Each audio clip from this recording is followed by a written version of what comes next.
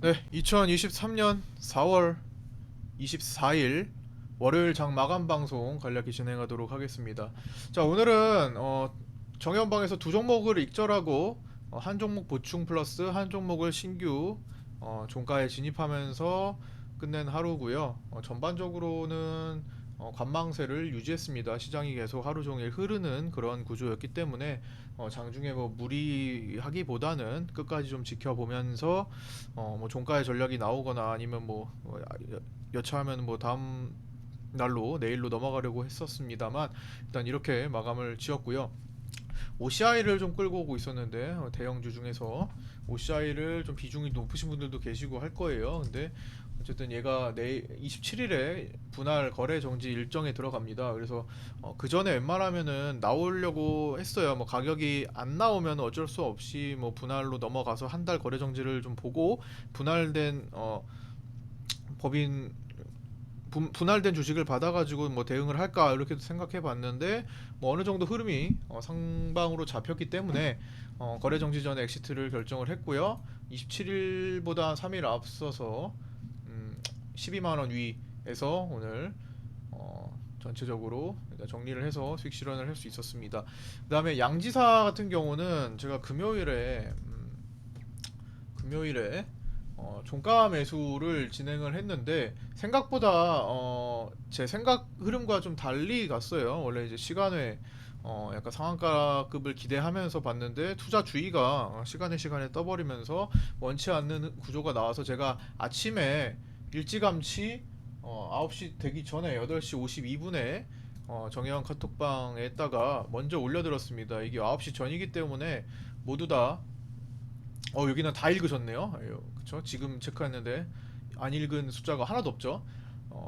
아침에 8시 52분에 이렇게 제가 올려드렸던 겁니다. 양지사가 주의 딱지 붙으면서 밑에서 출발하지만 뭔가 마음에 들지 않는 흐름이었습니다. 제가 계산된 흐름이 아니었기 때문에 장중 순간 반발 매수는 들어올 수 있다라고 판단해서 장중에 반발 매수가 들어온다면 어디까지 들어올까를 이제 라인들을 보면서 저항 라인들을 보면서 계산을 했고 거기에다가 이제 분할 매도 주문을 미리 걸어두자고 말씀을 드렸습니다. 8시 52분에요. 그러고 나서 1시간 정도 흘렀을 때 9시 한 40분 50분경에 그 자리를 도달을 했었죠. 10시 19분까지 고점을 찍었 10시 22분에 고점을 찍었으니까 충분히 1시간 30분이면 대처가 가능했을 거라고 보입니다. 그래서 그 자리가 여기였어요. 여기서 다 체결이 사사닥 됐을 겁니다. 그렇죠? 여기가 최고점이 24,750원이었나 그랬을 거니 850원 24850까지 갔고 그 전에는 24500 24,500까지 갔기 때문에 제가 미리 걸어둔 24,100에서 24,400 사이는 충분히 체결이 모두 될 수 있었습니다. 그래서 이렇게 그다음에 오전에 OCI까지 매도해서 현금 확보된 상태를 기다리다가 종가 부근에 종가 무렵에 그 돈을 좀 일부를 좀 썼고요. 이렇게 우리 정혜원방은 오늘 진행을 했고 시장을 이제 볼게요. 이거는 이제 같이 하시는 분들 저랑 이제 같이 하시는 직장인 투자자 분들이 이제 대응을 이렇게 했다 소개를 해드리는 거고요.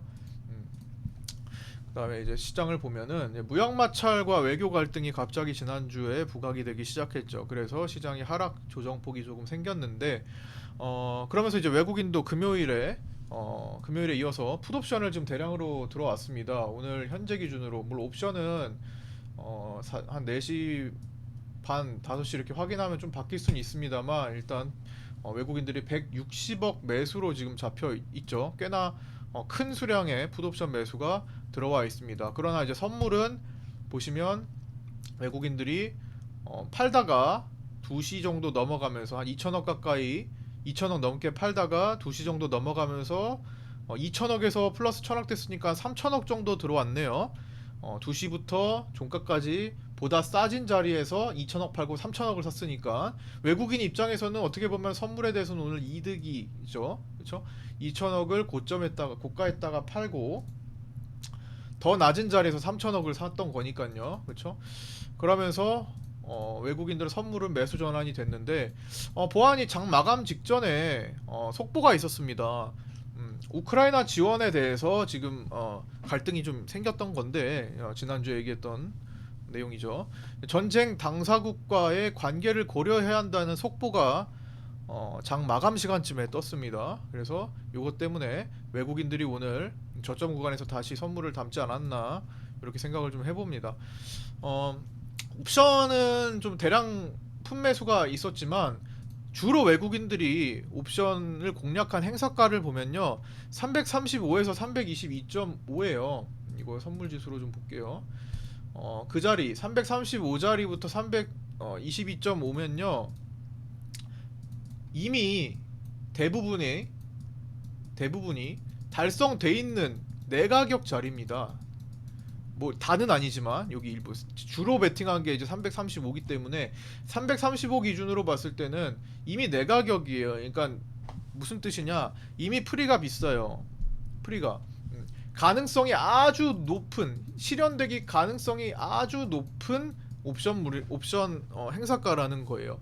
지금 335 밑으로 끝날 거예요 라고 베팅하는 거 지금이 335 밑에 해당되는 자리이기 때문에 시간이 흘러도 가능성이 더 높게 형성이 될 수 있겠죠. 지금 335 풋옵션은요 단가가 7.32입니다.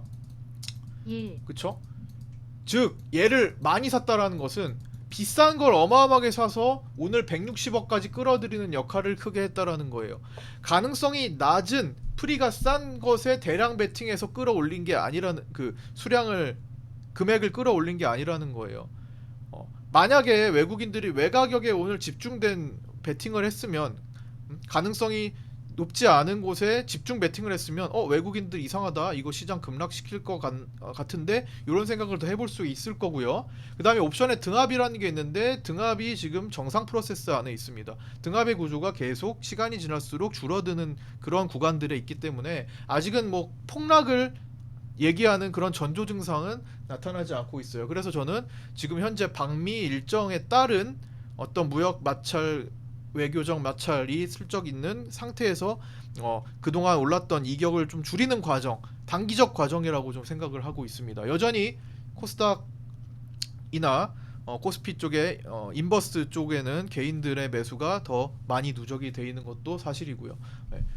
그렇게 보고 외국인들이 이틀 동안 샀던 그 풋옵션의 향방을 좀 단기적으로 좀 살펴야 되겠습니다. 이 160억 매수해놓고 언제 청산을 해 나가는지 다음 뭐 내일 급반등이 나오면서 외국인들이 손절을 할 건지 아니면 추가적인 하락 구간을 주면서 익절을 하면서 순간적으로 돌려버릴 건지 이런 향방을 좀 체크를 해야 될 것 같다라는 겁니다. 그래서 그 과정에서 이제 옵션 베팅상 현재 기준 시장의 최대 조정치는 코스피 한산으로 2,450까지는 열어두고 보고는 있어요. 아무리 단기적이라고는 하지만 뭐 좀 생각보다 깊은 구간이라 또 의식하지는 않을 수는 없습니다. 근데 이거는 어디까지나 최대치예요. 예. 이것도 보고 이거 자세한 내용은 이 계산법에 대한 자세한 내용은 이제 파생방에 올려드렸습니다. 정혜원 파생방.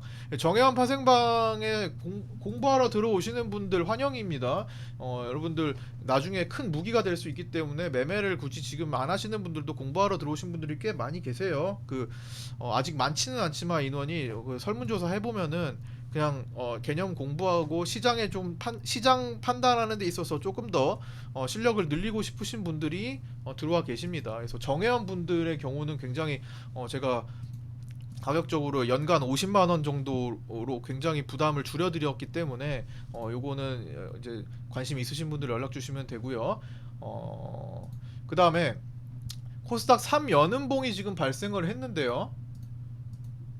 자, 요거 3연음봉 금요일까지는 2차 전지 하락이 좀 주도를 했었는데 오늘은 2차 전지 하락이 제가 말씀드리는 2차 전지 하락은 에코프로 BM과 에코프로입니다. 그게 시총을 거의 다 빨아들이고 있어서 근데 이제 그 두 종목이 오늘 하락률이 그렇게 크지는 않았죠. 오히려 에코프로는 4%가 올랐고 그래서 오늘 하락은 비슷한 크기를 보여줬지만 영향력이 바이오와 반도체에서 더 큰 영향을 준 것 같습니다. 오늘 바이오가 연속 하락이 좀 계속 깊어지고 있죠. 그 자리가 뚫리니까 지지받아야 될 자리가 뚫리니까 연속적으로 좀 많이 밀렸는데 얘 또한 지금 단기 반발 구간에 이제 접어들지 않았나 계속 생각을 해보지만 여전히 지금 투심 악화된 단기적으로 투심이 강하게 빠르게 지금 줄어들고 있어서 악화된 구간에 좀 밀려 있습니다.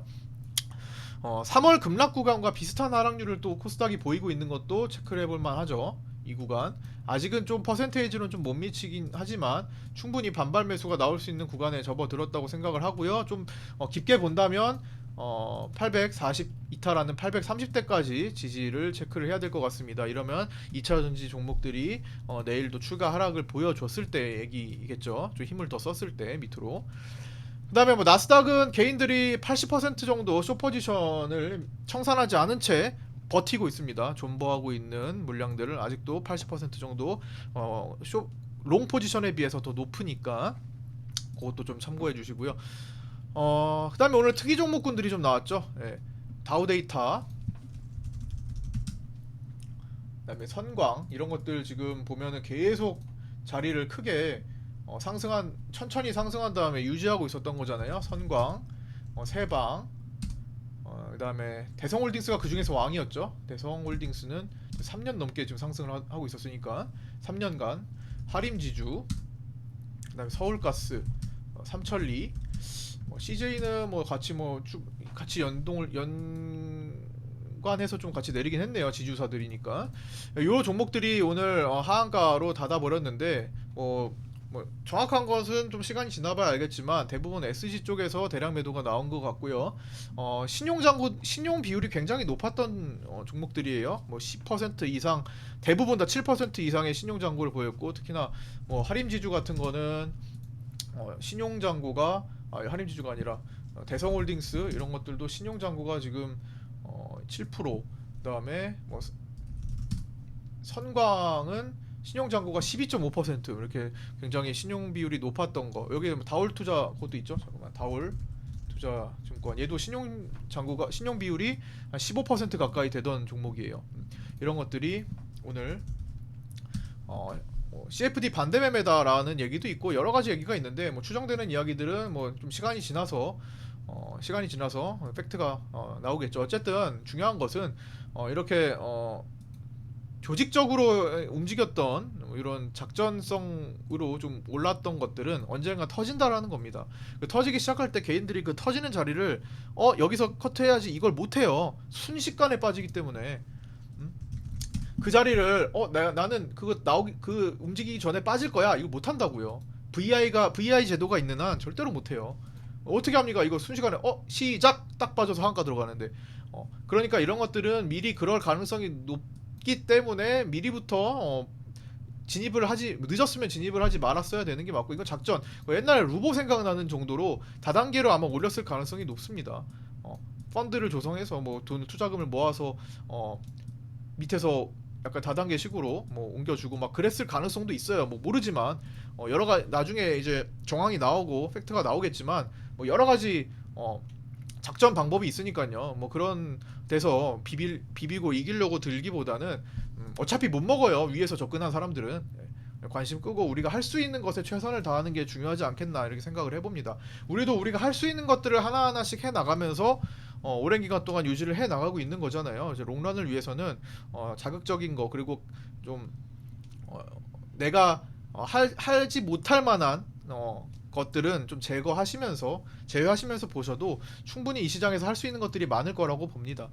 자, 오늘 좀 길어졌는데 내용이 조금 여러 가지가 있어서 그랬던 것 같습니다. 자, 오늘 여기까지 마치도록 하고요. 카톡방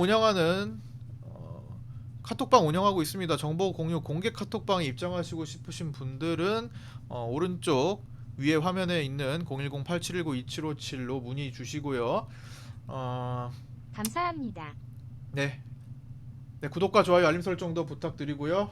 또 추가할 내용이 있었는데 요거는 너무 길어지니까 내일 이어가도록 할게요. 자, 고생들 많으셨습니다. 내일은 반등하는 날이 되었으면 합니다. 네, 내일 아침 8시 40분에 아프리카TV, 그다음에 유튜브 라이브, 그다음에 각자 계신 카톡방에서 인사드리도록 하겠습니다. 감사합니다.